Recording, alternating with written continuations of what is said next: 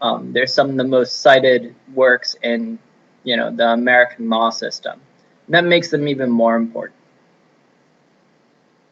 So because they're so important as they're being written, we're going to do something different with our outline here.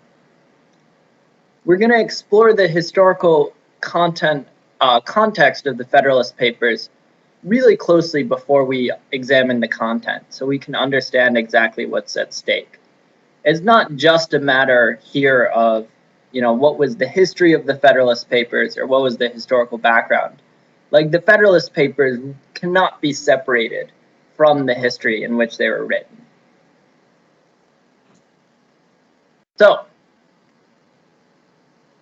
let's go on to do that. And we finished the first part of our outline, the introduction. Why are we talking about them?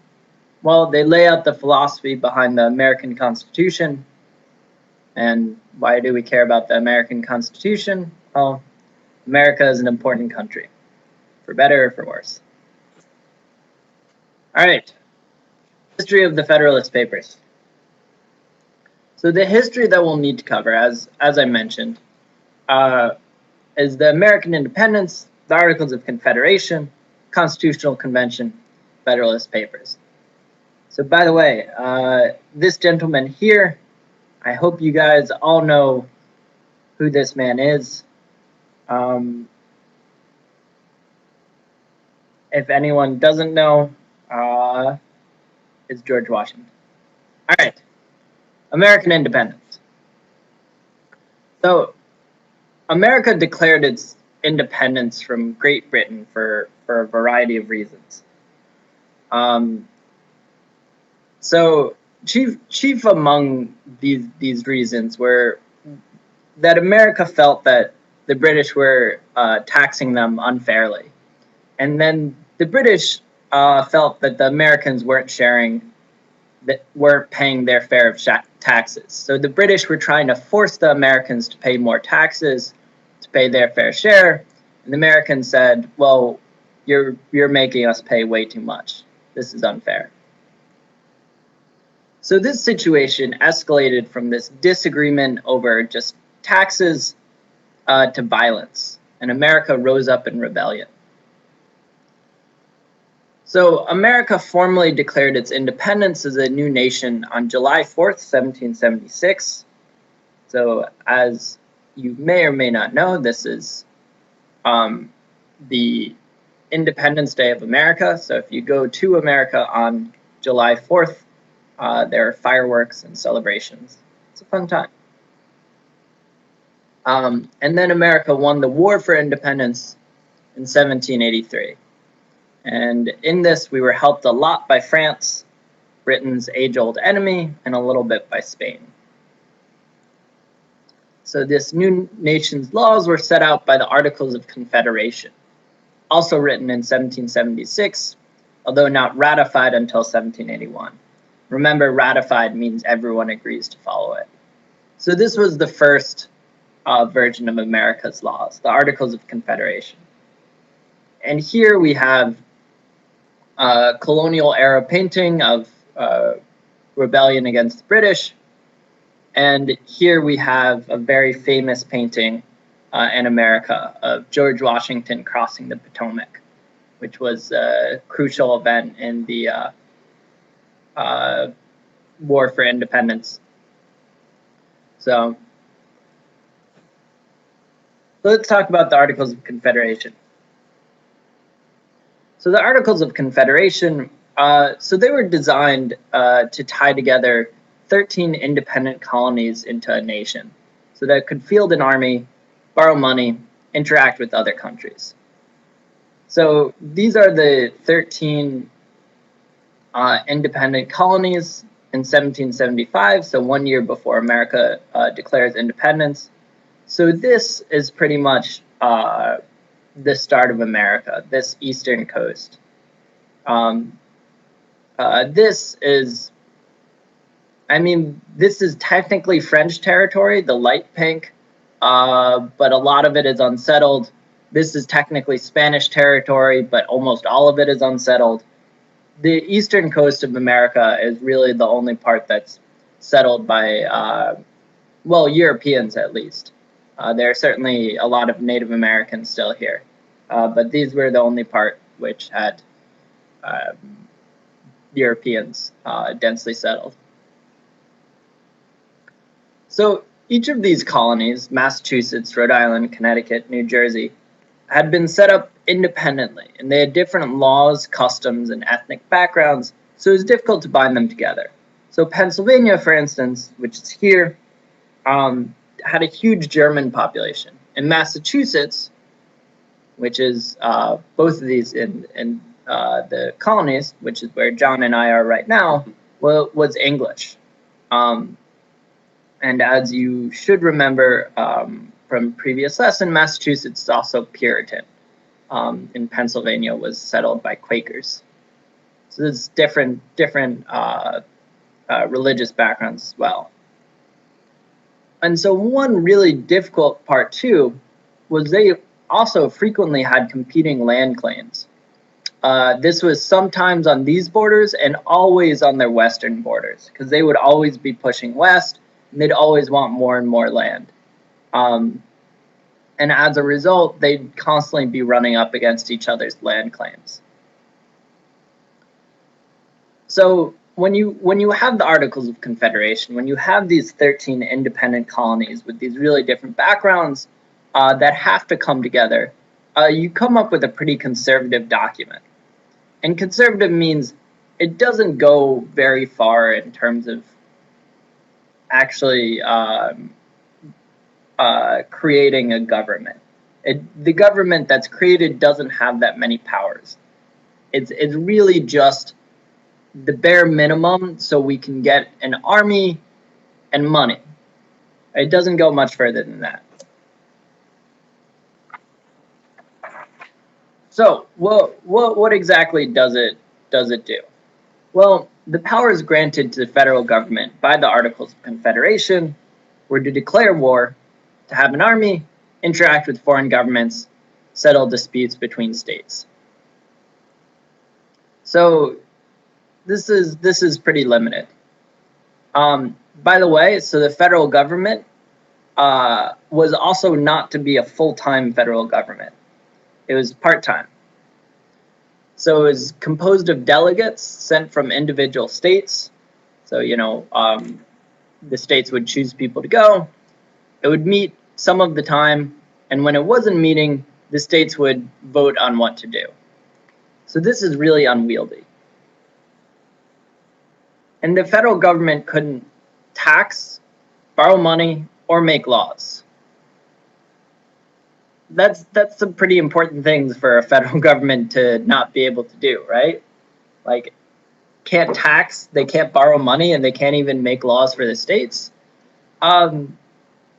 And so, as you would expect, almost immediately it leads to a ton of money problems, because the only means of getting money is to beg the states for it. So really, the Articles of Confederation, they're very conservative. They're not really well thought out, because if, you would think that if they had thought about it for any length of time, they would have been like, yeah, we probably should be able to, tax, that's an important part. But they just needed a government. So they made one. They made the Articles of Confederation. Yeah. So that John, right. Another complicated part of it is getting soldiers. They would have to beg for soldiers from the states rather than being able to raise an army themselves. All right. Are there any questions so far? Everything clear so far?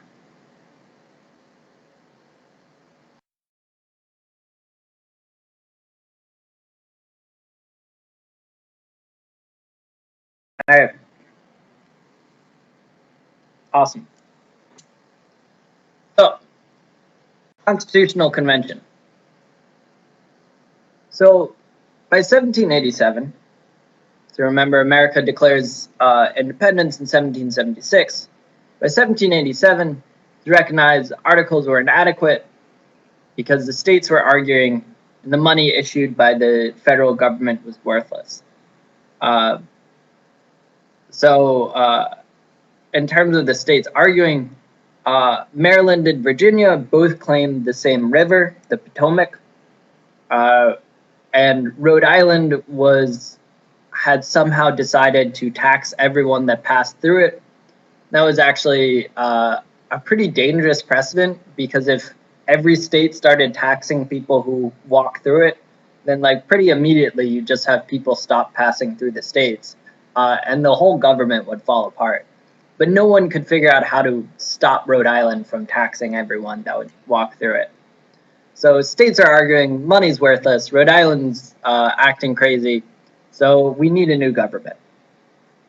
So a convention of all the states was called, so all of them get together. The convention was supposed to be just to amend the articles, just to change them, make them better. Most delegates agreed to create an entirely new constitution.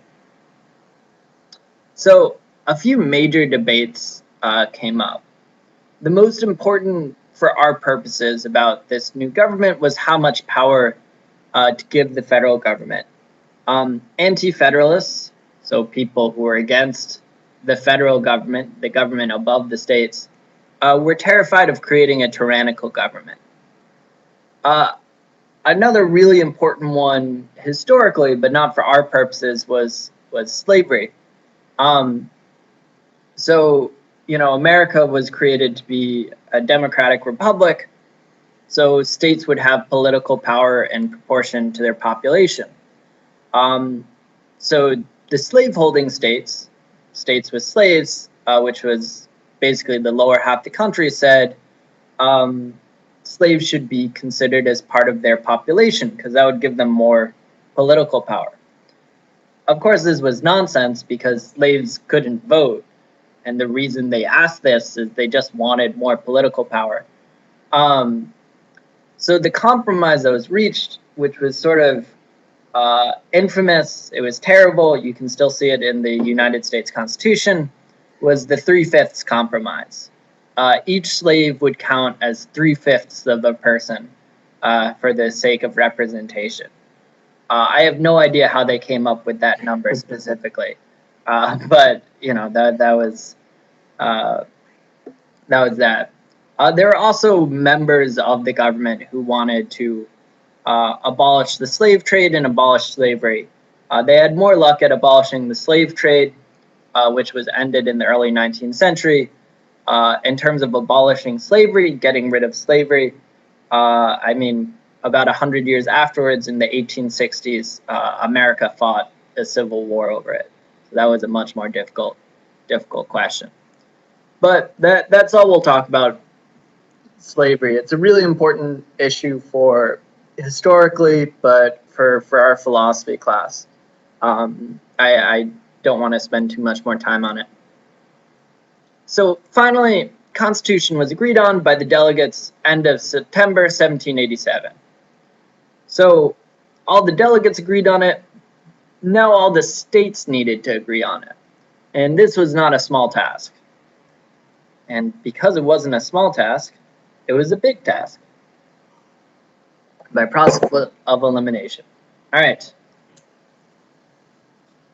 Aha.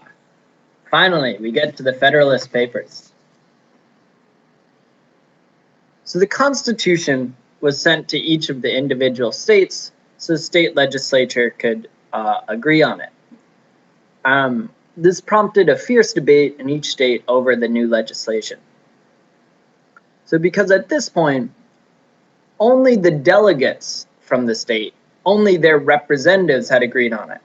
Now the whole state had to agree on it. Now basically the whole state government had to agree on it, not just the two people they sent. So these states are really independently minded, and nobody's really in a rush to join a new country because the old one is only 13 years old. Like, this is a big deal. So some of the fiercest debates were in New York. This is New York State. So as soon as the new Constitution was sent to New York, anonymous essays were published in the New York press arguing against it. So their main arguments were about the new powers the Constitution gave the federal government and that state independence would be eroded. So the Constitution would give the government all this power and the state wouldn't have its own power. So these anonymous essays were published under the names Cato and Brutus. So if you guys know your Roman history, you hopefully recognize those names. So, in response, the Federalist Papers. So Alexander Hamilton, who at this point was, a prominent politician, and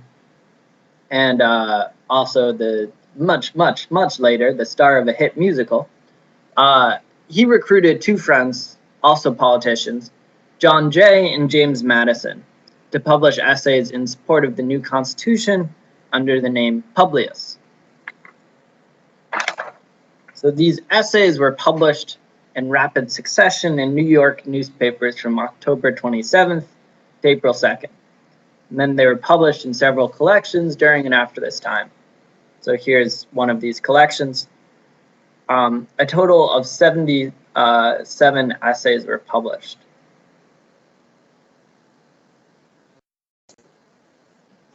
So, legacy of the Federalist Papers. So to conclude our historical background, it's unclear how much influence the Federalist Papers had on the actual ratifying of the Constitution, on actually saying whether the Constitution should be accepted or not, because they weren't nearly as prominent in the rest of the country as they were in New York. The Federalist Papers certainly were very important in New York, but at this point in American history, New York was not the most important colony by any measure, whether by population or wealth or political power. Virginia was the most important colony. But after they were written, people sort of noticed they were written by the first Chief Justice of the United States, so the head of the Supreme Court, which was John Jay, by the guy who wrote the Constitution, James Madison, and by the guy who founded America's financial system, it was Alexander Hamilton. So because there were these big names who published these essays, they really had a huge influence on how we interpret the intentions of the Constitution. So in terms of their influence, they have been quoted 291 times in Supreme Court decisions. So that is quite a lot of times. All right, cool. That is the history that we need to know. Does that make sense to everyone?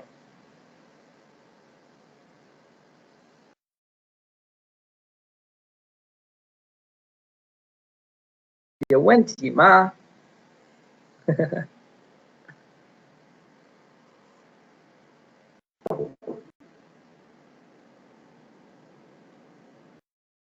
？All right, clear, good. All right, good stuff. So summing up the history, they're written to argue for the ratification of the Constitution, seen later as the intentions of the writers of the Constitution. So now now that we get into actually what the Federalist Papers say, as normally, I'll read and then John will translate. All right, so philosophy of the Federalist Papers. So when we read the Federalist Papers, it's evident that they're both principled and practical. So principled, they're based on principles, on what should be done. They're practical, they're based on the realities of the world at that time. So some of their concerns are really contemporary. they really matter just for the time in which they were written. And some of them are eternal. They're concerns that matter for pretty much any government. As we'll see, I think even more now that America's democracy is in such a strange place. So I'll focus more on these eternal concerns because this is a philosophy class, not a history class. So in Federalist number 1, the first Federalist essay, Alexander Hamilton writes out 4 main topics to be covered, and we're going to go by his outline here.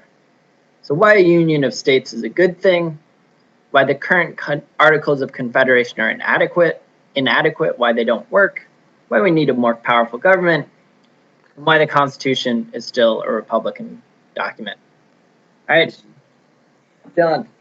好，所以说就是我们现在开始谈所谓的联邦党人文集的第一篇是汉密尔顿他所撰写的，然后呢这篇文档里面呢其实分为2个部分，就是内容上分为2个部分，有一些是非常原则性的，他们关注一些永恒的，关注一些原则性的问题，而另一部分呢这些文件呢其实是关注一些很实践的议题。那我们今天主要是Trevor 说我们主要是关注在比较基本的或者说比较关注永恒话题的这些原则性的部分。那它分为4个议题。第一个议题呢是为什么各州的联合是要强于之前的所谓的邦联制度？我们说前面的邦联制度，因为国家的统治非常的分散，比如说征兵权、征税权在每个州的手里。那现在呢，为什么要把这些部分权力划归中央是一件好事？第二呢，就是为什么之前的所谓的邦联条例，Articles of Confederation， 请注意这边是之前的某种意义上的宪法，就是邦联条例。为什么之前的邦联条例是不足以处理国家的问题的？第3呢，为什么我们更需要一个更强有力的政府？和第4点，为什么呢？就是宪法是一个共和国的文档。All right, so we got a good question from Denise, who asks, are there any state laws at that time? If the Constitution has some laws that are against state laws, what will happen? So there are state laws. There are state governments, and they're pretty sophisticated too. The oldest states at this point are about 170 years old. Yeah, like 170, 180 years old. So they've been around for a while. You know, there have been multiple generations of people who have, lived and died. So they do have their own laws. So what the Constitution does is it really sets out what the federal government, what laws the federal government has the right to make. Bless you. Bless you. Thank you. And what laws the states have the right to make. So, for instance, the Constitution will say that Rhode Island's law, that everyone who passes through Rhode Island is taxed, they'll say you can't do that. And then Rhode Island has to give up that law. And there's other stuff like no state has the right to make any interactions with the with foreign governments. There's also things about like individuals' rights, like freedom of speech. So all of these, like the states have to give up when they agree to join this union, this new union under the Constitution. And they also agree to be under the authority of, the Supreme Court, which ultimately decides, which laws are constitutional, so which laws the states have to abide by. But as you might imagine, there is a lot of disagreements, and there's still disagreements like all the time over, when federal laws conflict with state laws. All right, good question though. Glad you asked that. So, first concern of the Federalist Papers, first topic, why a union of states is a good thing. So why should we all band together? Well, so the first and most important reason is for safety and for security. A unified country is slow to get in a war, but when a unified country does get in a war, it can effectively protect its interests against foreign countries without relying on uncomfortable alliances. So, for instance, when America declares its independence, it has to ally with France and Spain to fight against Britain. This is an uncomfortable alliance. France and Spain are monarchies. They're not helping America out of the goodness of their heart. They have a pretty clear political interest in that. And there's a real worry of like, should we really be allying ourselves with, these powerful monarchies? So it would have been better if America could have just fought on its own, which would have been much easier if the whole country was unified together. So the second reason why a union is good is because without union, states will compete with each other for land and for trade. And each state would become paranoid and defensive, preventing civil society from forming. So this argument here that without a union, the states are going to be fighting against each other for each trying to get more land, each trying to get more trade. This argument's really aimed at the anti-federalists. So remember, the anti-federalists say forming such a strong federal government would result in tyranny. So, the federal government's going to become awful and overbearing and controlling. Instead, what the author here is saying is that without union, we're going to get some sort of anarchy, or we're going to get some sort of continual war. Each state is going to be fighting against each other state for land and for trade. And ironically, in the long run, you might end up in worse tyranny than before if someone gets sick of the continual warfare and says, well, let's just form an empire. All right, cool.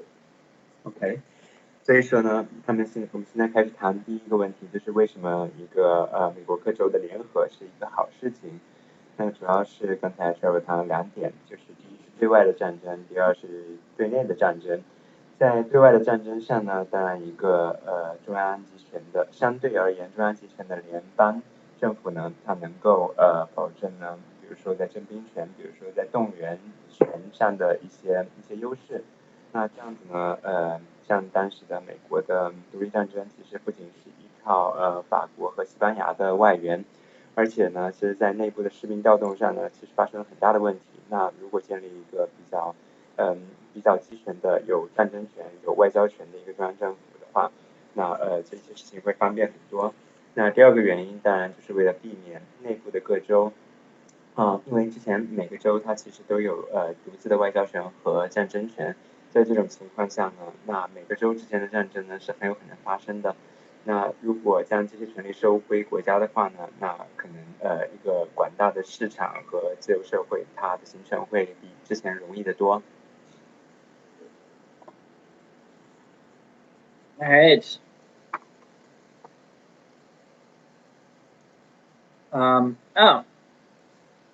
Sorry, I got my last little piece here. Did you include that when you? No. All right. Last piece here. Finally, unified government is cheaper and more effective than 13 governments. It's cheaper because you don't have redundancies in positions, and it's more effective. So redundancies in positions, if you have to create the same position over and over again, you're going to have 12 more people than you need to. And it's more effective because economic policies can be created and implemented uniformly, which creates an economically powerful country. So also, funny historical thing is smuggling is less of an issue. And smuggling is people avoiding taxes and whatever by sneaking in goods, because you don't have to worry about interstate smuggling. If there are no taxes in between states, then there's no need to sneak them in between states. And the reason why this is so important is actually the Americans were really good at smuggling. They were really good at avoiding taxes. And this was one of Britain's big complaints before the war, is that Americans were really, really good at avoiding taxes. And when Britain tried to crack down on that, that was one of the things that got Americans so upset. They said, you know, it's our right to avoid taxes, and you shouldn't be cracking down on us for that. So this is something that the Federalists were pretty aware of. All right.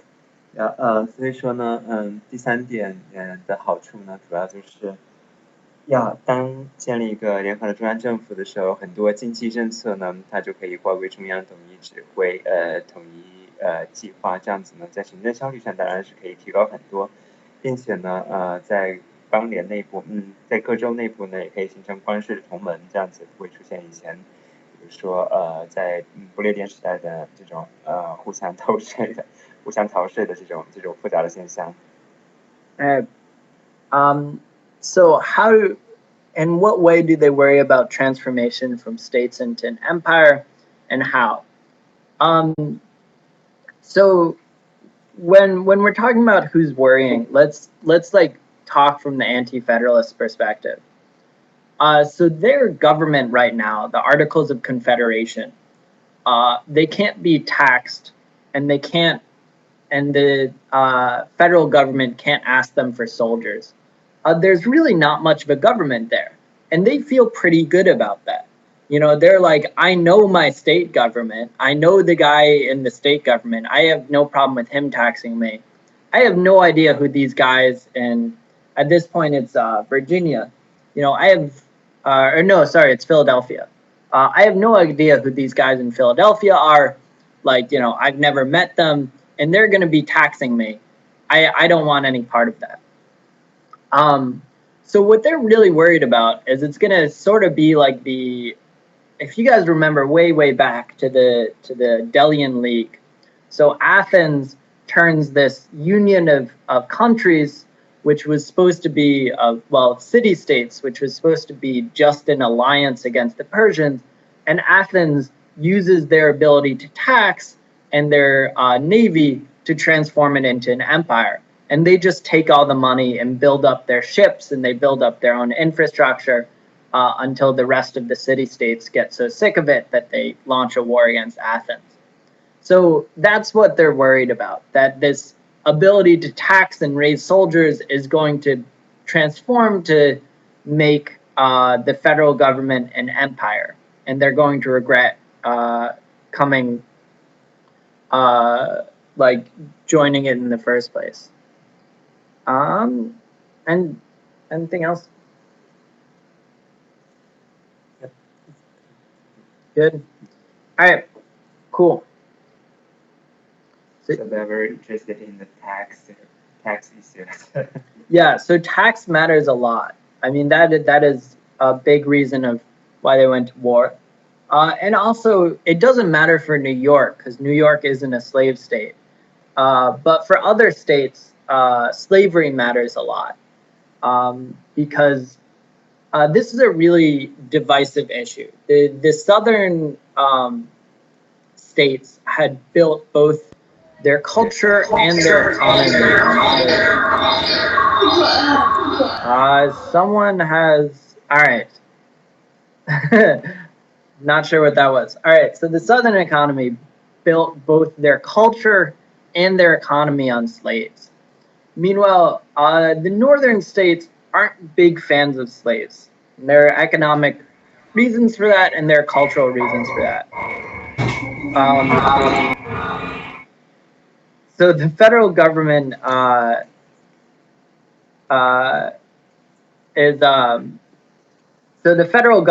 is they're worried that it's going to take away their slaves, basically. Or on the other hand, New York, although not right now, eventually gets worried that the federal government's going to force them to have slaves. So it's that's really their concerns. All right, cool. Everyone good so far? Yes? Yeah? All right. So, Articles of Confederation. Why are they inadequate? Unfortunately, well, so cut off at the end there. But fix that when we come to it. So, it's obvious that not only is union a good thing, but Americans are good at it. Remember, this is the argument of the Federalists. They say not only is union a good thing, but Americans are good at unifying. So each day, transportation and communication between the states has improved. And he mentions their roads and mail services and whatever. And no state wants to leave the union as it is. Like, it's been good for everyone. So why wouldn't they make the union more closely bound together? If it's been good so far to be bound together, why not make it closer? He says, furthermore, the Articles of Confederation, while a good first start, it's pretty good. The bad side is the country, when he's writing this, has poor credit. They can't borrow money. Their money that they've issued is totally worthless. Their army is weak, and the states are fighting between each other. And he says the big reason that this is because the federal government can't make the states do anything, can only recommend that they do things. So the federal government, as we mentioned, it can't make the states pay for anything. It can't make the states contribute for an army, and the Articles of Confederation do say the federal government should resolve arguments between states, but the federal government has no army and no money, so they have no way of resolving arguments between states. And by the way, this is a photographic depiction of what it means to have worthless money. Do you understand this? Not quite. This is toilet paper. Got you. Exactly. All right. This is the complex political commentary. All right. Yeah, exactly. That was actually when George Bush was president. That was a popular gag gift, funny thing to give was toilet paper with Bush's face on it. Yeah. Yeah. All right. All right. So to continue on with more serious matters, so the Federalist writer argues we need a federal government that can make and enforce laws for the states and for the people. And he says currently we're headed towards civil war or an invasion by the federal army into a state, neither of which we want. He says, on the one hand, if we don't enforce any laws between states, there's going to be civil war. On the other hand, right now we don't have a way of enforcing laws beyond just taking the federal army and invading a state. And that'd be pretty awful. By the way, so when you read this, or when I read it, I totally understand his argument for why the federal government needs to enforce laws upon the states. I don't think he actually has a great argument for why the federal government needs to be able to enforce laws for the people beyond the problems of which the author has discussed. He just sort of slips that in there. And that's actually a pretty important thing because the federal government does make laws for the individual people. The most important of those are the Bill of Rights, which say rights that each person has, freedom of speech, right to bear arms, right to not quarter troops in your house. And there's not really a great justification for why the federal government is able to make those laws. But they do, and that ends up being a pretty important part of the Constitution. So, final reason why the Articles of Confederation are inadequate, why they're not good, is he says they're actually less democratic than the Constitution would be. So, they're less representative. Each state currently has an equal vote in the Articles of Confederation, even if it has fewer people than another state. This means the minority, small states, are dictating the majority, large states. Small states get to tell large states what to do. And by the way, this ends up being a huge disagreement for the Constitution.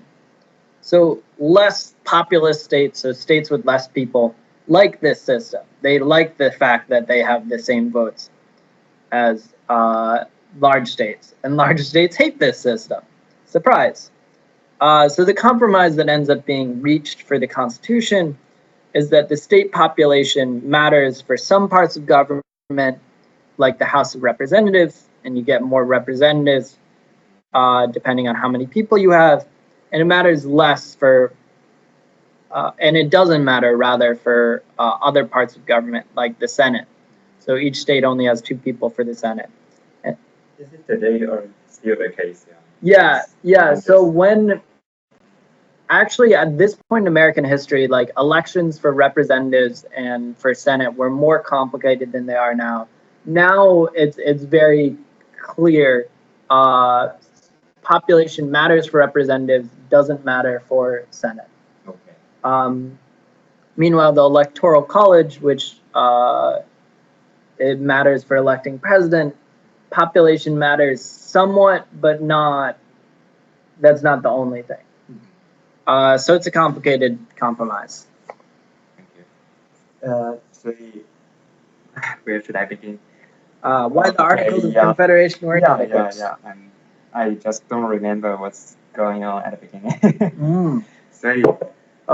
所以说现在我们到了下一个话题，就是为什么之前的邦联条例是不足的。我们在记得之前我们讲邦联的时候，首先呢实际上呢，到最后，就是当每个州联合起来的时候呢，其实大家都在享受这种联合的好处，比如说有更好的交通，尤其当时还有更好的邮政，因为邮政权也被划归中央了。所以为什么大家一开始为什么大家不愿意继续更多的就是联合在一起呢？对于汉密尔顿来说，首先呢，就是之前的邦联条例，它有很多应该划归到中央的权利没有划归到中央，比如说呢，货币的发行权，比如说呢，征兵权，这样子呢，每个州的政策不太一样。首先是货币呢，其实每个州都有自己发行的货币，而征兵政策上呢，据我所知，就是每个州它比如说它征兵的时间都不太一样，所以在华盛顿的军队当时也引起了很大的混乱。然后呢，并且呢，在每个州之间还有互相的争论，所以说呢，这种很混乱的各州各自为政的政策呢，对当时的美国的邦联呢造成了很大的损害。然后呢，第二点呢，为什么我们需要一个政府？就是因为呢，对于汉密尔顿来说，就是中央制定的法律呢，实际上在当时的美国是没有任何效率的，因为它是没有司法权的一个国家，它没有国家的强力在手上，它没有自己的中央的法院，甚至中央的独立的暴力机构，所以说呢，事实上呢，就是中央是不能够有效的执行中央法律的，所以在这个意义上呢，国家并不是一个国家，国家即便制定法律，也是会有很大的执行力上的问题。那第三点呢，汉密尔顿争论到，其实呢，之前的邦联条例是一个非常平均主义的一个条例，就是我们知道，今天的参议院和众议院的，比如说的人的选择，或者今天的总统选举。尤其是在众议院和总统选举的名额的配额上，是根据每个州的人口来划定的，按人口原则来划定的。但是呢，之前在邦联条例的框架之下，每个州所享有的代表权，就是在国会中的代表人数是完全平均的。在这种平均的状况下呢，那实际上遇到了一个非常有意思的现象，比如说有一些非常小的州，我们今天看，比如说华盛顿州，它是非常小的州，但是它同样拥有和比如说和维吉尼亚和纽约州一样多的代表人数，这样子呢，其实造成了一个少数人呢对多数人的一个权利上的不公。那对于汉密尔顿来说，这种不公呢是可以通过新的宪法来克服，就是通过人口原则来克服的。当然呢 ，Trevor 刚才提到，就是之间的争论呢很复杂，最后呢，就是在之前会议上，大家是通过了一个折中的法案，就是在参议院的情况呢是按照各州平均的条件，而众议院情况呢是按照人数原则来进行人员的分配。Yeah. So they are asking questions about electoral college. Electoral college. Electoral college, how they are formulated. So this is the electoral college. I guess, sort of briefly. So when Americans elect a president, it's not so simple as one man, one vote. The way it works is you vote in a certain state, and when you vote in that state, the state then sees who wins. Almost every state sees who wins the majority vote in that state, and then they'll instruct all of their representatives, all of their delegates, to the electoral college to vote the same way. And that's mostly based on the state's population, although it's not entirely like it's not a direct proportion. But bigger states have more electoral college votes, smaller states have less. So it's a weird system. This isn't really how it was supposed to be originally, because it was originally designed to make it so it was less direct democracy. So the idea was, you'd have these representatives from the electoral college who'd be these like well-educated men, and they'd get and they'd be instructed with choosing in the best interest of their state. Today it's more like it's just a means of it's a means of balancing out the interests of bigger states and smaller states. But it's a pretty controversial system, especially when in like this past election, Donald Trump lost the popular vote, won the electoral college vote. So most people didn't vote for Donald Trump. They voted for Hillary Clinton. But most states voted for Donald Trump. So that's why he ended up winning.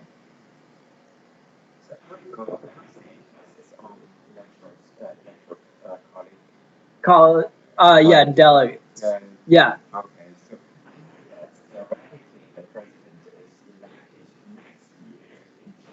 year in college. Exactly. Not actually 2 weeks ago. So what a lot of Americans have been asking, and this would be a really radical step, but what a lot of Americans have been asking is, well, what if the electoral college delegates just say, we don't want to vote for Donald Trump? There's no legal reason why they have to vote for who the state told them to vote for. In fact, that was one of so there have occasionally been cases, and that was one of the ways it was originally designed, was like this idea that they'd be smart, well-educated people who could choose on their own. Over the past 100 years, it's turned into it's very rare they don't vote as they're told to vote. Yeah. Oh, yeah, it's okay.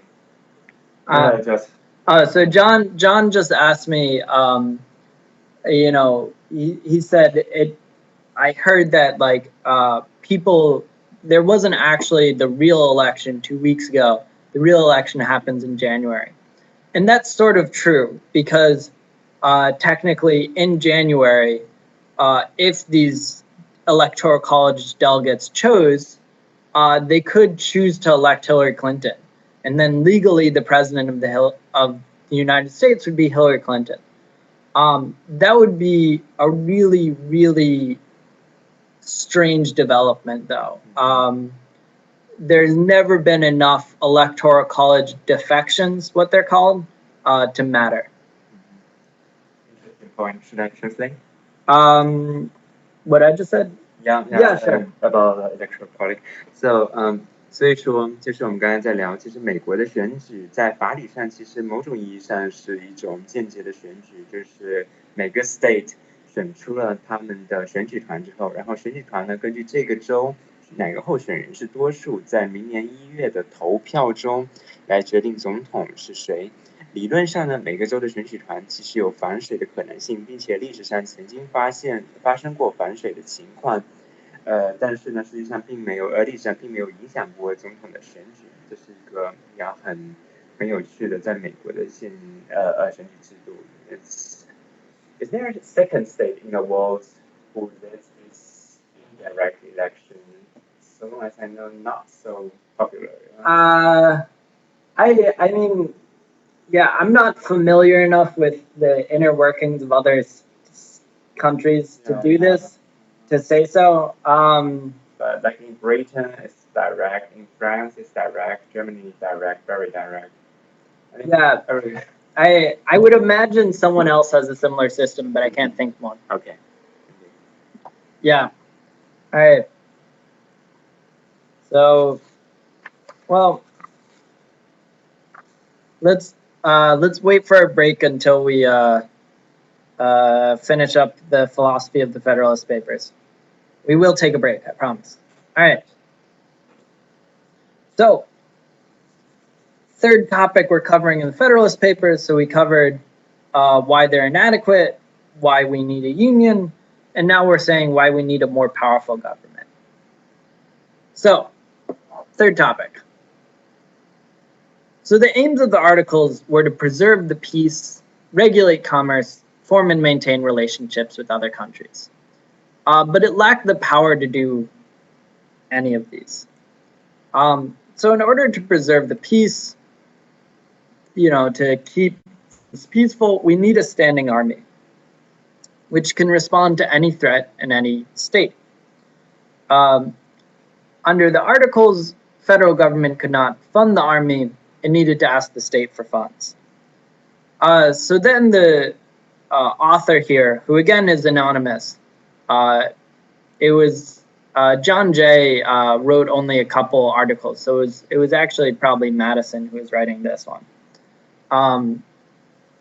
So the author says, I know people worry about that a standing army will be tyrannical, that it's going to turn into like a military state.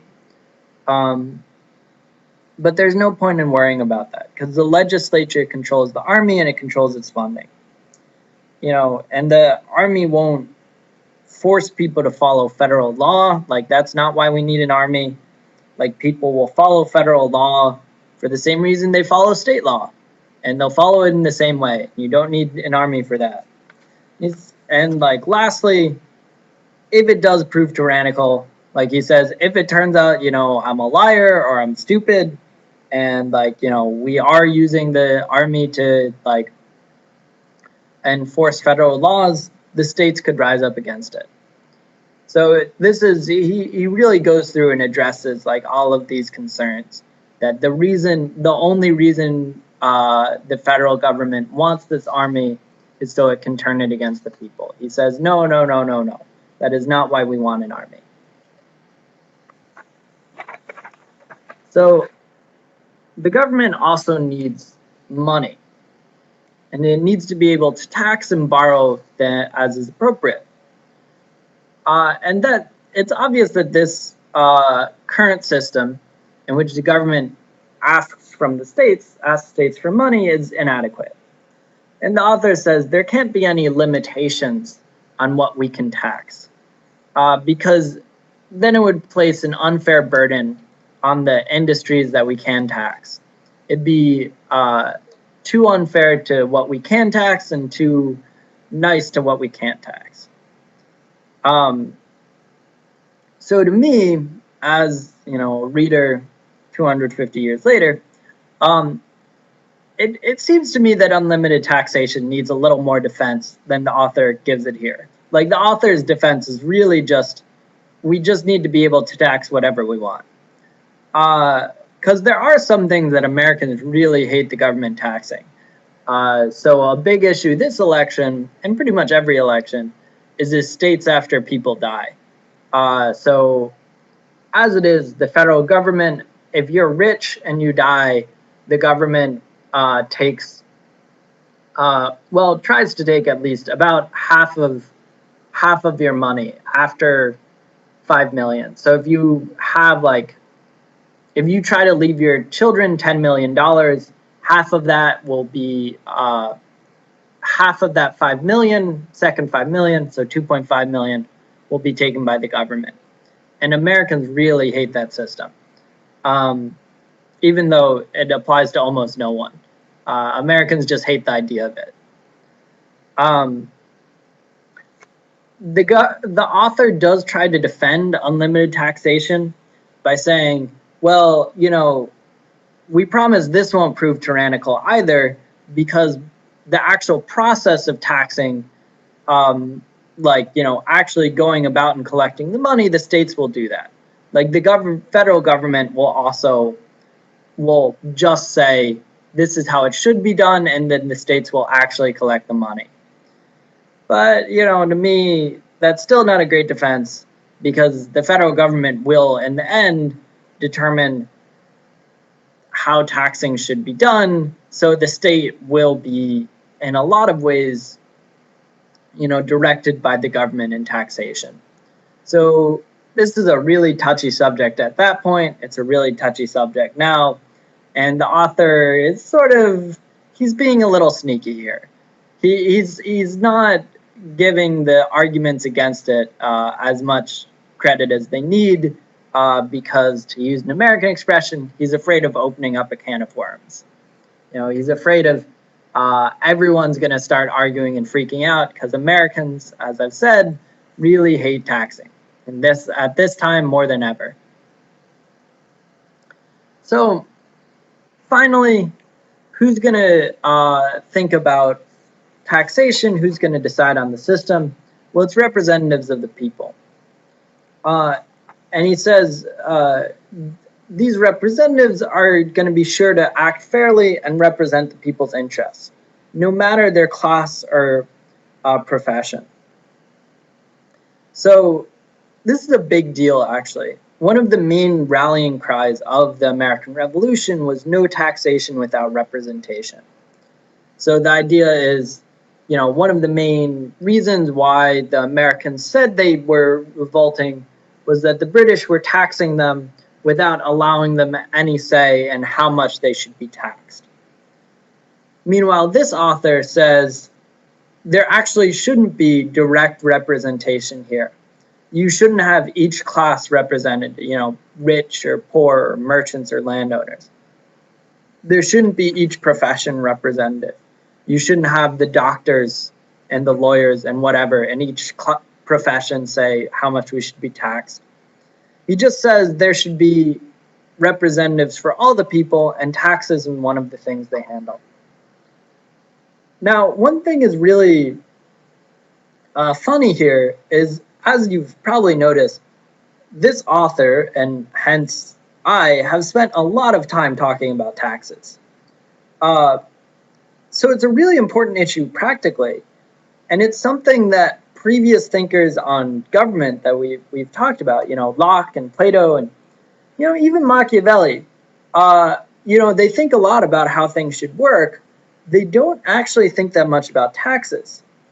And I think it's probably because they're not very commercial. They weren't, rich, and they didn't have big businesses and whatever. And it does seem to be a real weakness now that you realize that this is, it's well and good to talk about liberty and whatever, but people really care about taxes. And no one was going to join this government if, taxes weren't really being carefully considered. So yeah, it's a big deal. All right. Thank you. 所以这里就开始继续谈到中央政府，这是一个比较稍微权力大一些的中央政府的一个好处。当然，第一点呢，就是可以建立一支非常有效的常备军。我们之前提到了华盛顿的军队，华盛顿的军队经常兵将来往各州的那个概率太频繁，然后经常其实华盛顿在征兵的过程是非常痛苦的，吃够了这种每州各自为政的苦头。所以说呢，建立一支常备军呢，在当时中央政府看来是非常有必要的。只是呢，当时在美国各界有很大的反对声音，比如说这样子的一支中央的军队会不会对人民形成暴政，就是会不会实际上把枪口对准人民。在这个问题上呢，其实汉密尔顿还是蛮乐观。他说，第一，其实每个州他都有对中央反叛的权利。假如说呢暴政形成，并且呢后来事实上也证明，就是在美国历史中，他们形成了一支非常行之有效的切实能够独立于个人的一支常备军队。然后第二点呢，当然又是回到了税收的问题。就是呢，当然，在一个有中央有国家税的这样子一个行政体制下呢，就是增用税收的那种行动力度呢，会比之前的每州各自为政的情况要好得多。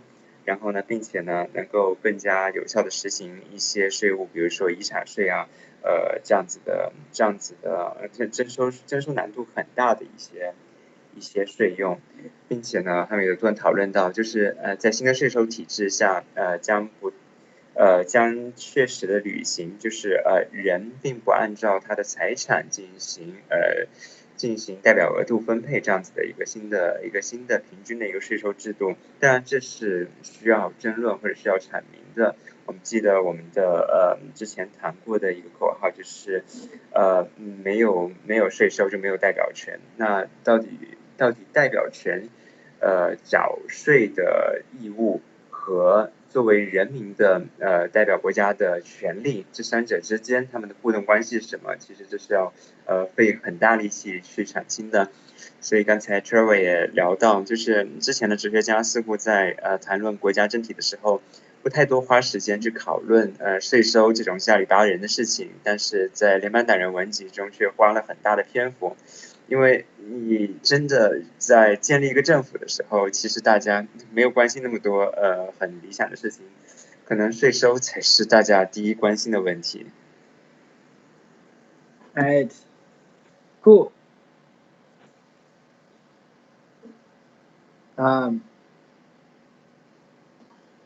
So, oh man, in Obama's healthcare reform,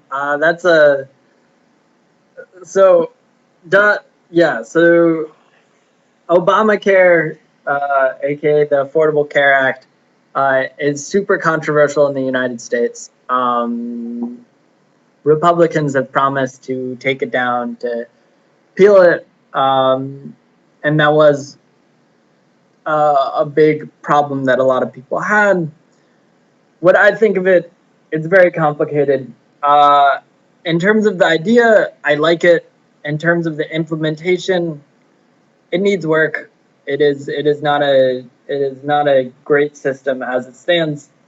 But yeah, more than anything, it's just really complicated. Like the actual law that was passed is something like 3,000 pages long. Like it's incredibly complicated. So I really from someone who just sees the side of it as like, I have to pay for health insurance, yeah, it needs work. But I like the idea of it. That in terms of the actual like technicalities of it, I really don't know enough. It's a complicated system. Yeah. So, last concern of the Federalist Papers. So why the Constitution is still a Republican document. So Republican here meaning representative democracy. So a republic is a government deriving its authority from the people, governed by the representatives of the people. So it gets, the reason why it's able to rule is because the people say it is. And who rules it? People, the people's representatives. And this describes the Constitution. This is what the Constitution is going to try to establish. The Constitution forms a combination of federal and national government. It's federal because it unifies the states, and it's national because it forms a national government to govern the states. So federal, confederacy, it's similar roots. It's federal, it unifies the states. Now federal means the same thing as national government. So this is linguistic change.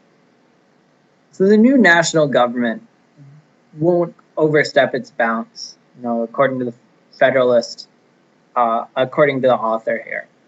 It's not going to overstep its bounds. It goes as far as it needs to and no further, with many safeguards to prevent it from becoming tyrannical. This is pretty Lockean here, right? Goes exactly as far as it needs to, no further. John Locke would have approved. The most important safeguards are the systems of checks and balances and the need to answer to the people. So checks and balances are the ways in which different branches of the government prevent each other from abusing power. And so the different branches of the government, executive, judicial, legislative, the executive enforces laws, the legislative makes laws, the judicial is like basically the referee. They say these laws are okay, these laws aren't okay. So this system of checks and balances actually is in a lot of the state governments, or really all of the state governments at this point already. Someone asked before about the federal, were there state laws? Yes, and they were actually pretty sophisticated. So they had this system of different branches being able to prevent each other from abusing power. So states will only be limited in their powers so as to prevent any individual state from harming the interests of other states or of the nation as a whole. So a state can do anything it wants as long as it doesn't hurt the nation or hurt another state. And this isn't entirely true, but the Federalist, author here this is what he's arguing. And finally, he says, really, the question that should be asked is not whether the new Constitution allows for a too powerful government. The real question that you need to ask is, will this union be preserved? And I think this is a really powerful point. He's saying really what you need to ask is, you've been, these anti-federalists, they're worrying so much about, is this going to be a new government or not? But he's like, really, what you need to ask is so far at this point in our history, and 1788, we have a union. We have a bunch of states which have come together. But there's no guarantee that this will last. He says you need to ask yourself, is this going to last? And if so, how are we going to make it last? All right.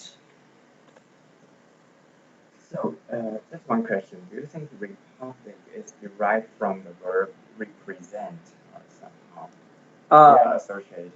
Oh, where the words come from? Yeah, or are they just identical? I mean, republic means the power comes through representation, something like that. So as I recall, the the definition of republic has changed a lot. It's a pretty old word. And I think, if I remember correctly, republic originally was just any state, and then it transformed into any state that wasn't a monarchy. Okay. And then at this point, republican does mean the same thing as a state that's representative. Yeah. So, I mean, if it were the case, if Republican still means that it still means representation, so Republicans and Democrats actually they are both. Oh yeah, so that's one of so Republicans and Democrats both actually come from one party originally, which was called the Republican Democrats. Okay. So really, yeah, it's sort of ridiculous now that they're against each other because their names actually mean pretty much the same thing. Yeah, right. Their names don't mean that anything that different. It's just the first ones took the first half of the name, and then the other ones took the second half of the name. Yeah. Thank you for clarification. Yeah. So, 所以说呢，这个问题是宪法还仍旧是一个 Republican 的文件吗 ？Republican 这边实在是很难翻译，因为我们今天把它翻译成共和的，我也到现在也没明白到底什么意思是共和的，好像就是大家其乐融融就是一个国家。那 Republican Republic 在历史上的意思就是权力的来源是来源于代表。而不是来源于集权，而不是来源于皇权，而不是来源于一个高高在上的一个机制，它告诉你权力从哪里来就从哪里来，它是来源于代表的。但是问题呢，现在对于当时的美国人来说，就是当宪法要将部分权力收归中央的时候，人们会担心呢，我们这个国家的权力究竟还是不是从人民的代表而来？这一点呢，是这个问题的，这个疑问是这个问题的，才是这个问题的精髓。那所以说呢，汉密尔顿继续说到呢，就是首先呢，这个宪法它主要是呢，它并不是一个完全的把所有权力收归中央的一个宪法，它某种程度上呢是一个联邦的，但是也是一个中央政府的一个法律的一个奇怪的结合，就是每个州呢保留了相当大的自主权，然后呢中央呢收归一些必要的并且呢能够极大提高效率的权利，比如说征税权和比如说邮政系统还有外交权这样子的一些中央能够执行的一些职能。但是呢，这样子新建起来的这个中央政府呢，它并不会逾越它的界限，它仍然呢是在我们之前所讨论的休谟的哲学的框架内，只会考虑到保护它的国民不受到 tyranny 不受到暴君制的骚扰，这样子的一个职权才是它的存在的价值，它的一切的职权呢不应该超越出任何人民授予他的权利，就在这个意义上呢，它仍然是一个 republic， 仍然是一个代表制的政府。那这就是我想是这一节的主要的意思。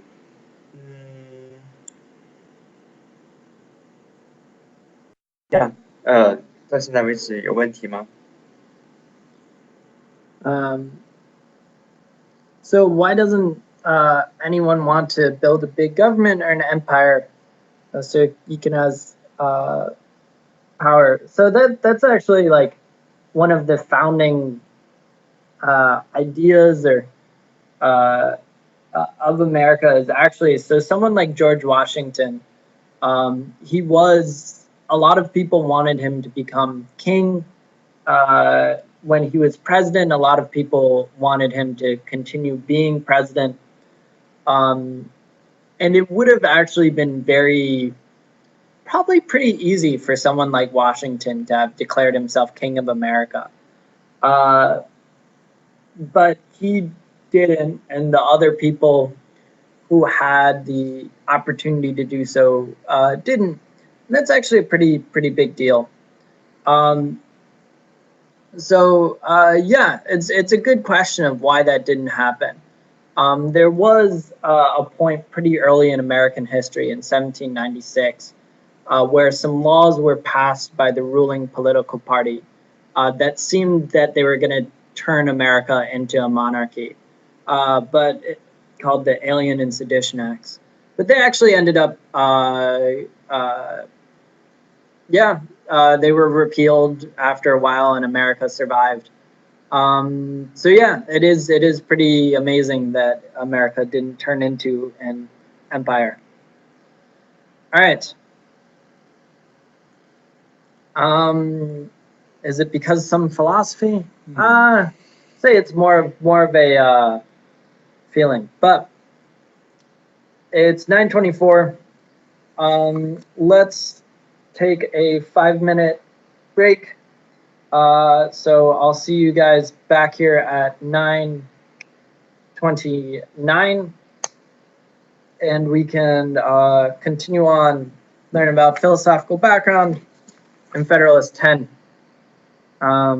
So yeah, I'll see you guys in 5 minutes.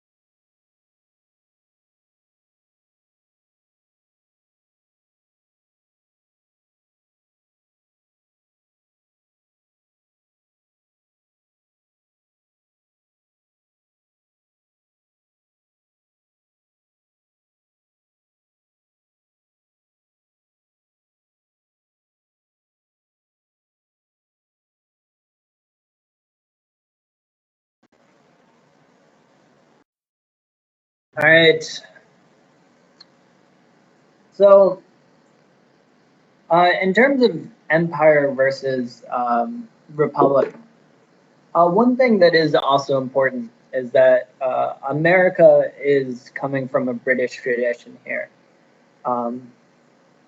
And Britain, especially at this point, is leaning much more towards the parliamentary side of their constitutional monarchy. So it's also the point in history at which America breaks off. I think at an earlier time in British history, America might have been less likely to become democratic, broke off. But, all right, cool. So it's 9:29. We've got some stuff to cover. So is everyone ready to begin again? Yes? Good? Yeah. Onwards and upwards.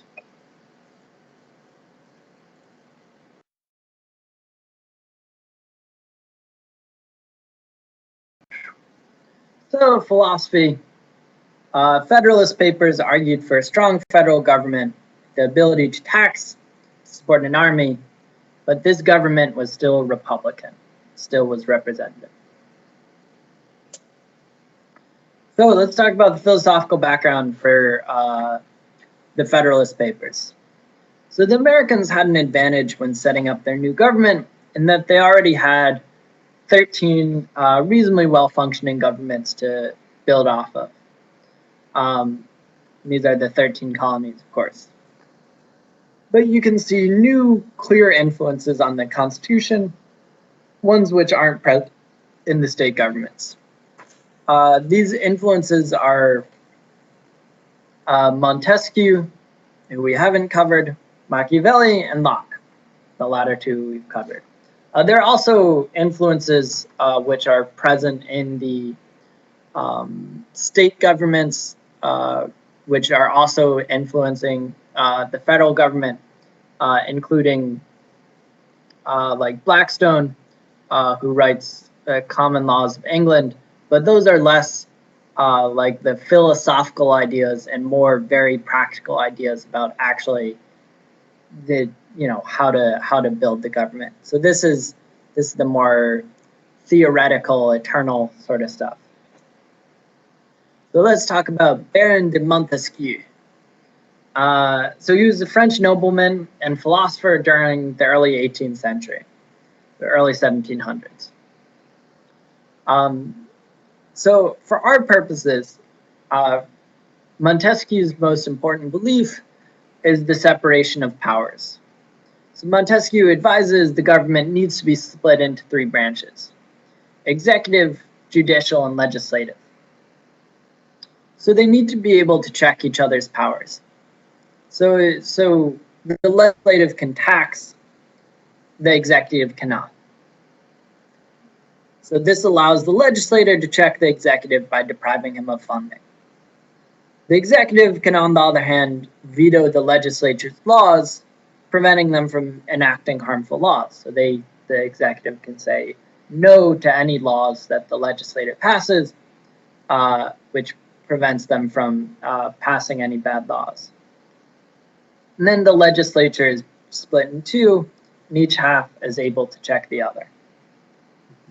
So also Montesquieu believed that laws should be for public order and security. So nothing you should think, do by yourself, or do accidentally should be criminalized. It should only be stuff that matters for public order and for security. All right.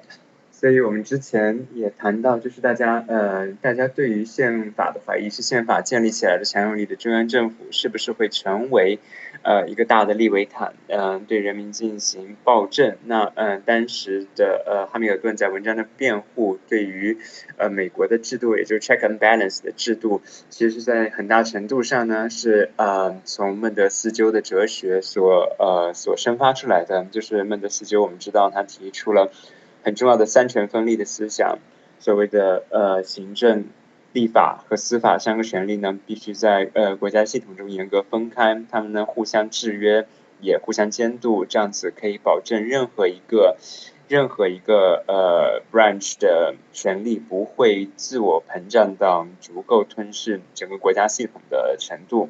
所以对，莫德斯鸠在这个意义上，对于美国的立国的联邦党人来说是非常重要的思想资源。Right. So Machiavelli. So Machiavelli, as we know, had two parts. First, he emphasized the importance of a republic, even of a basic form of checks and balances in discourses on living. So, and then he also discussed how to get and to keep a princedom and the prince. So it's the prince which is more important to the Federalists and to the Constitution, especially the emphasis on an army. Because you guys should remember this quote, Machiavelli, to be weak is to be despised. Yeah, want to translate? Yeah. Quick translation. Yeah, of course. So, 马基雅维利呢，很重要的两篇作品，《论理为》呢，和君主论，当然强调了很不同的一个国家两个方面。在论理为上呢，他强调了就是这个国家的 check and balance 和这个国家所谓的人民代表的一个重要性。而在马基雅维利中呢，他强调了一个政体应该怎么样的有效的并且聪明的保存自己。很著名的一句话当然是弱者不会被尊重。那对于我们来说，当然是他的《论君主》这一个作品可能会更重要一些。就是为什么联邦要建立一个强有力的军队。All right. And then Locke, of course, emphasized the rights of the people, the importance of a limited government based on a social contract. He's not a practical thinker, he's a strong theoretical one. So, the Federalist Papers. So the basic question the Federalist Paper answers is how we create a government with the values of Locke that will survive. Because, Locke is great and he's nice, but how do you actually make this government survive? So in order to prevent the government from veering into tyranny, we need the checks and balances of Montesquieu. In order to avoid the government ending up in anarchy, so, no government at all, or under the influences of a foreign government, we need the powerful administration and army of Machiavelli. So, John, do you know what this is a picture of? No, not actually. I think it's from Greek mythology. It's steering between the. I don't Yes. remember the context. Yeah, so this is between Scylla and Charybdis. So it's between a whirlpool and basically a dragon monster. So the analogy here is we're going in between tyranny and anarchy. We've got to chart our course very carefully. So it's your classical reference of the day. All right, translation? OK， 所以就是联邦党人文集的最重要的目标就是在讨论我们要怎样在休谟的理想上呢能建立起这样子的一个共和国来。大家看这幅图，所以就是一个船所谓驶过暴君和暴政和顽政的这样子的一个两难之地，就是一个船能不能在一个代议制的一个政府之下建立起一个好的统治来。虽然要进行马基雅维利的所谓君主论的强制政策。All right. So philosophical background, idealism of Locke, practicalities of Montesquieu and Machiavelli.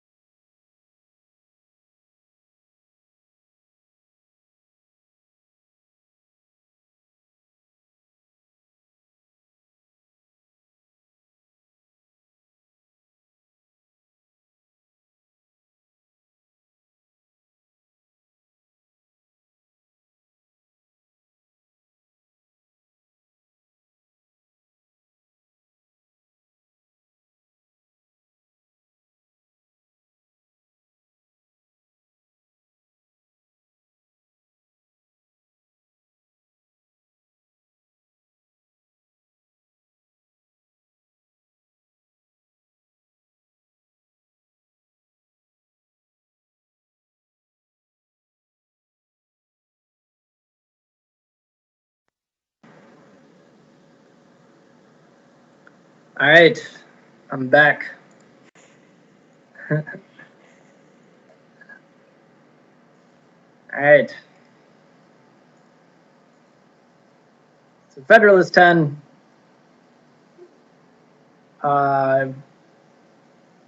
Let's Where did we end? Yeah. Where did we lose the connection? I'm not sure. We're talking about Federalist 10. We're talking about guarding against groups corrupting democracy. It's an essay by James Madison. All right. Good. Good. Let's go for it. All right. So as always, I'll read it, translate into simple English, comment if need be, and then John will translate in Chinese. All right. So the biggest danger of a democracy is that groups can form and force their own interests rather than the interests of the nation.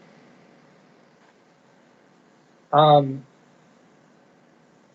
the numerous advantages promised by a well-constructed union, none deserves to be more accurately developed than its tendency to break and control the violence of faction. The friend of popular government never finds himself so much alarmed for their character as fate when he contemplates their propensity to this dangerous vice. He will not fail, therefore, to set a due value on any plan which, without violating the principles to which he is attached, provides a proper cure for it. The instability, injustice, and confusion introduced into public councils have, in truth, been the mortal diseases under which popular governments have everywhere perished, as they continue to be the favorite and fruitful topics from which the adversaries to liberty derive their most specious declamations. The valuable improvements made by the American constitutions on the popular models, both ancient and modern, cannot certainly be too much admired, but it would be an unwarrantable partiality to contend that they have as effectually obviated the danger on this side as was wished and expected. So, simple English translation, the biggest dangers to a democracy are factions, or groups which pursue their own interest at the expense of the rest of the democracy. Democracies everywhere have fallen prey to this. They've had problems with this. In America, can't allow itself to end up the same way. So in terms of commentary, the obvious example, and I would think the one that Madison is thinking of here, is the fall of the Roman Republic. Although Madison was probably also, he was also familiar with the history, other democracies that face this problem, like England's parliamentary democracy. All right, John. 所以这一段里面，就是提出麦迪逊开始问一个很重要的问题，就是民主它最重要的威胁会来自哪里？不是民主 ，sorry， 就是所谓的代议制政府，它的最重要的权力危机来自于哪里呢？这时候因为已经没有君主，没有暴政了，所以它的危机并不来自于一个强力的利维坦。而对于他来说呢，这个危机最大的可能性来自于民主的内部，就是来自于所谓的怎么翻译 factionist，来自于一个内部的小团体的争斗，就是总会有一些在民主中有一些小团体为了实现自己的野心和利益去伤害整个民主决议的这样子的一个过程党争，谢谢。总会有这样子的非常小的所谓的群体，他会为了自己的利益去为了扩大自己的利益去怎么说呢？去破坏一些民主的规则，或者破坏整个民主决策的过程。所以对于麦迪逊来说，这种威胁是来自于内部。All right. So given that factionalism is a big problem, this is what we should do about it. There are two methods of curing the mischiefs of faction. The one by removing its causes, the other by controlling its effects. There are again two methods of removing the causes of faction. The one by destroying the liberty which is essential to its existence, the other by giving to every citizen the same opinions, the same passions, and the same interests. It can never be more truly said than of the first remedy that it was worse than the disease. Liberty is to faction what air is to fire, an ailment without which it instantly expires. But it could not be less folly to abolish liberty, which is essential to political life, because it nourishes faction, than it would be to wish the annihilation of air, which is essential to animal life, because it imparts to fire its destructive agency. The second expedient is as impracticable as the first would be unwise. As long as the reason of man continues fallible, and he is at liberty to exercise it, different opinions will be formed. So, simple English translation, we can try to prevent factionalism. We could prevent it by not allowing people to be free enough to form factions, but that'd be awful. It'd be like removing air to prevent fires. You'd kill the fire, but everything else would die as well. We could also try to prevent it by preventing people from having different interests, but that's impossible. Everyone will have different interests because they're people, and people have different interests.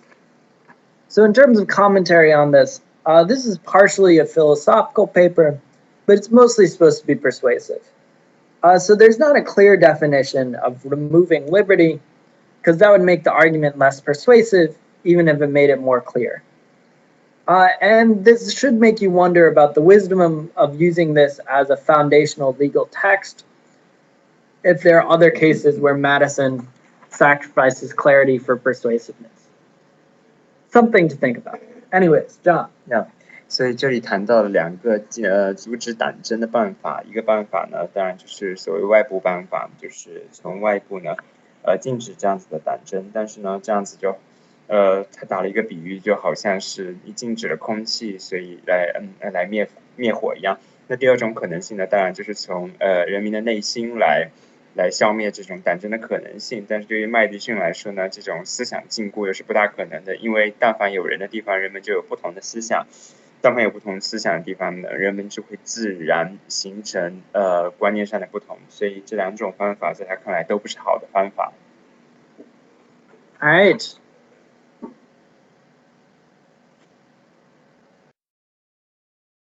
Good so far?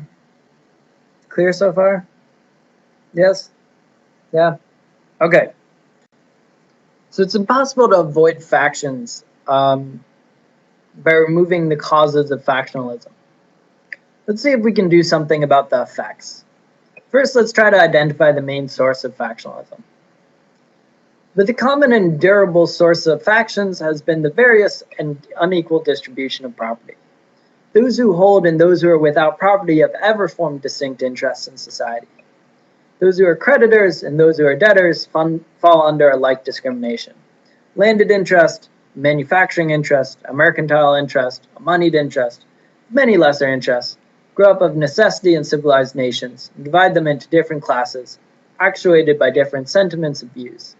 The regulation of these various and interfering interests forms the principal task of modern legislation, involves the spirit of party and faction in the necessary and ordinary operations of the government. So simple English translation, property will always be the biggest source of factionalism.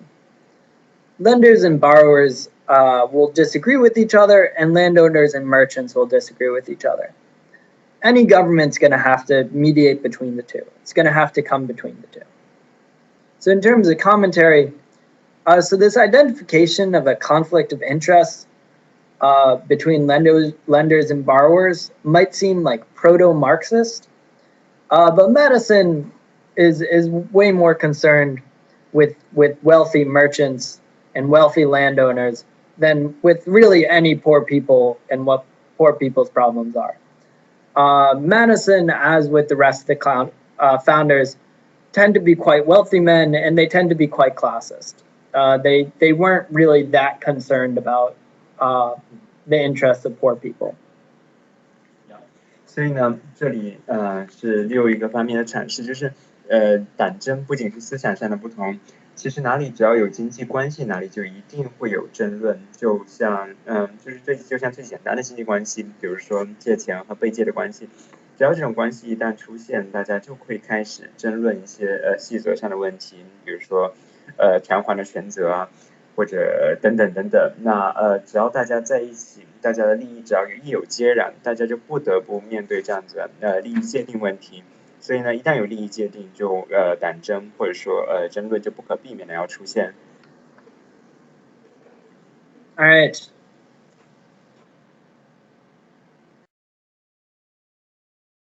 All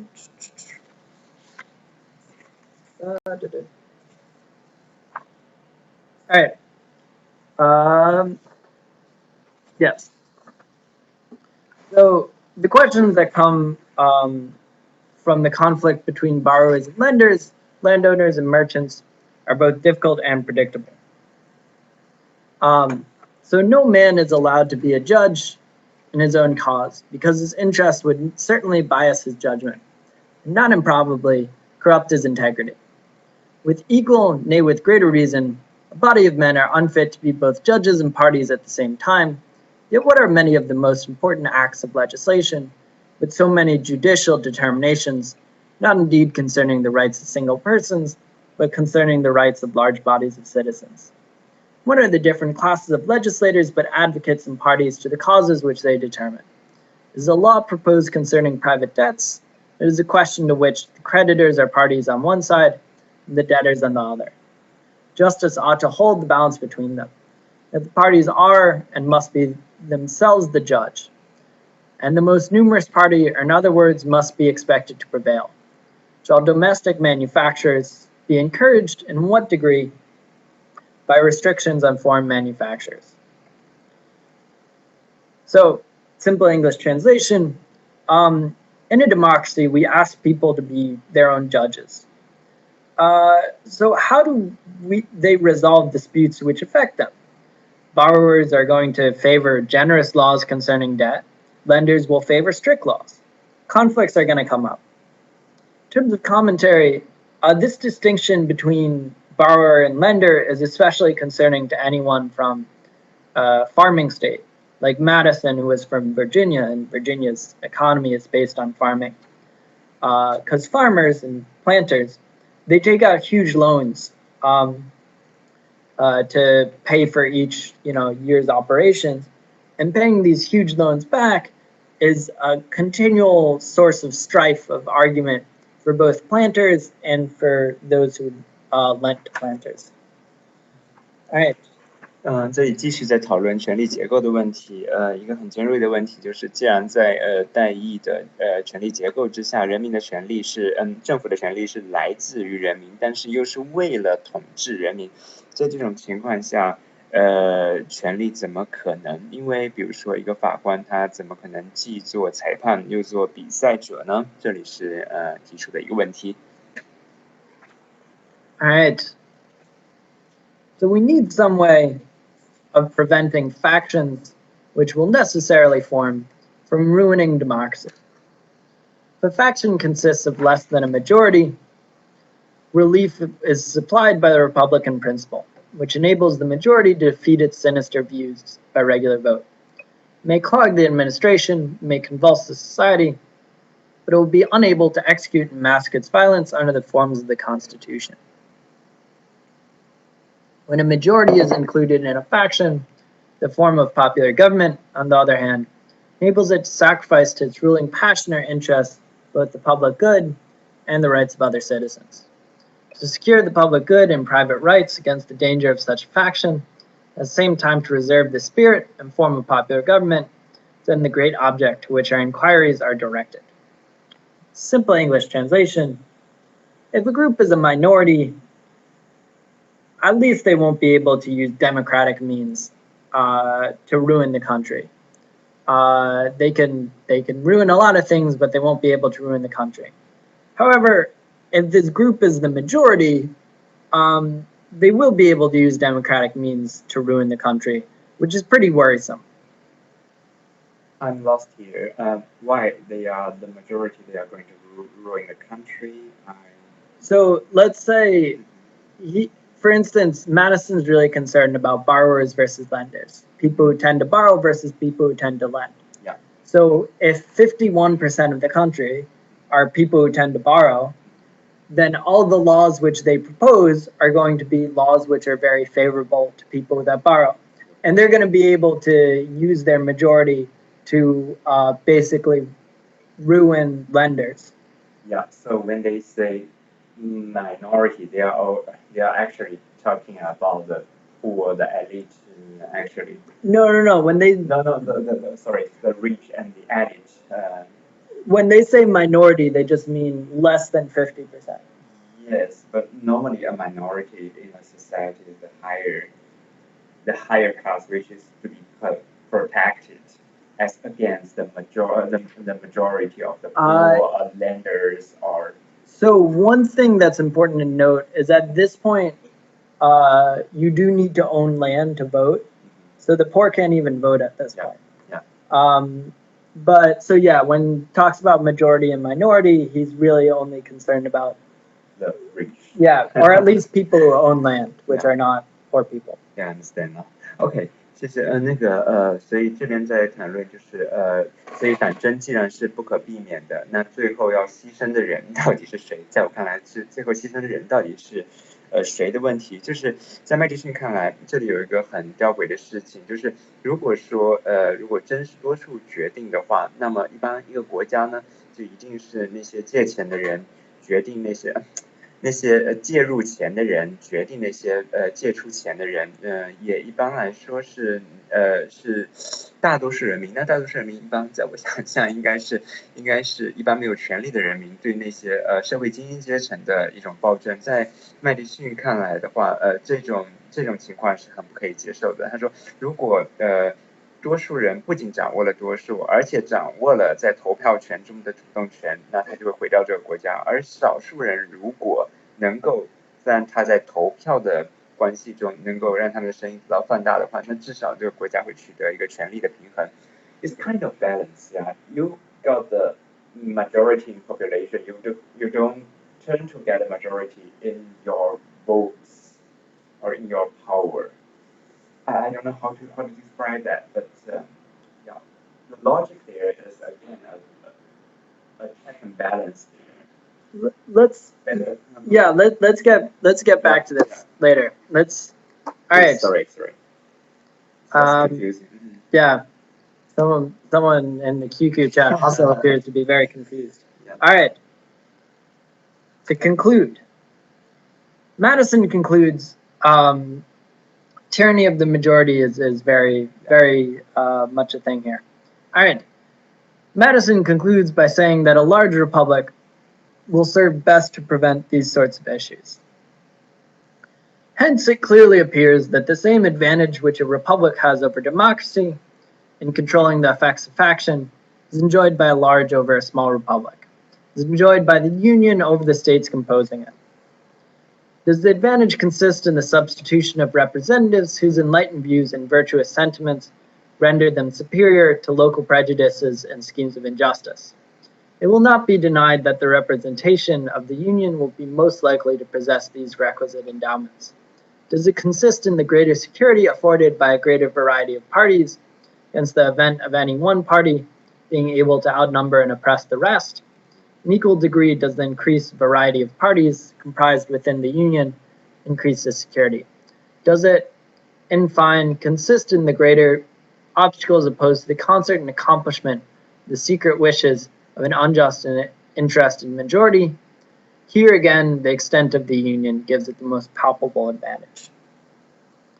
So, simple English translation, republics which are representatives are better off than direct democracies, voting directly, especially if the republic is large. A republic will have more enlightened representatives who are better off than the uneducated voters. A large republic will have many parties, which prevents any one party from gaining dominance. And then finally, it's much harder to organize a conspiracy over an entire country than in just one state. So in terms of commentary on this, one ironic thing is America is a two-party country for the most part, almost entirely. So it does seem like Madison would not be a fan of American politics right now. Also, he says we're going to have like enlightened representatives. Enlightened representatives does seem like sort of a strong word for some of the people in Congress who I would not describe as enlightened. On the other hand, I will say that the people in state legislature tend to be worse. So maybe Madison was onto something, but I think enlightened was still a bit of a strong word. 这里其实和上一个问题是相连的，就是怎么避免一个多数人直接形成暴政。在一个直接民主的体制、直接民主或者直接投票的体制下，那大多数的人肯定占有大多数的票。一旦大多数人在占有大多数票之后，他就适合于制定有利于他的政策，并且扩大他的投票。这样子一个国家就会被其中一个党派、一个多数党派的，或者说被多数人口的决定所吞噬。那对于联邦党人来说，最好的制度当然是代议制度。在代议制度下呢，因为有中间的这个缓冲的这些人民选举出来的代议者，就是比如说议员也好，这样子的代议者的存在，他们是比较受教育比较好的一个阶层的存在，并且有这样子一个中间的缓冲带呢，它可能缩小那些绝对多数它的优势。在这种情况下呢，事实上呢，它是一个保持各个党派之间的权力平衡的一个非常好的机制。也是保证那些少数派不被多数派不断的侵蚀和进行碾压，或者说绝对多数统治的这样子一个很好的一个缓冲机制。All right. So, concluding our outline of how the Federalists argued, the Federalists argued using a variety of sources, theoretical, practical, with common sense, contemporary, and historical examples. All right. So, conclusion. The Federalist Papers are interesting because they mark possibly the first time in history that enlightened political theorists got together and made a country. So these were guys who read Plato and Locke and Machiavelli and many other people, like we're doing now, and then they got together and created a country. Like it's pretty remarkable. In retrospect, it seems like they did a good job. America is the most powerful country in the world. And it's maintained its democratic status, although there may be a lot of luck in both of those. But this is going to end our readings of how to build a country. For next class, for our last class, which is probably, in fact, I'm almost certain it's going to be in a week. So after Thanksgiving, we're going to read Jane Jacobs on how to build a city, and then we're going to sum up the whole course. And the whole course we're going to discuss on how we can piece it all together, how we can think of all of it. So that is that. So yeah, as always, thank you for listening and participating. So this is going to be second to last class. The last class with John until it comes back again, January 4th. So this is the last time you guys will be seeing John for like a month and a bit. All right. So yeah. All right. Cool. Next class, November 30th. Let me check. His next class, November 30th. I want to say, no, next class, I'm planning on doing the 26th. All right. So, yeah, so a week from today. All right, cool. Good stuff.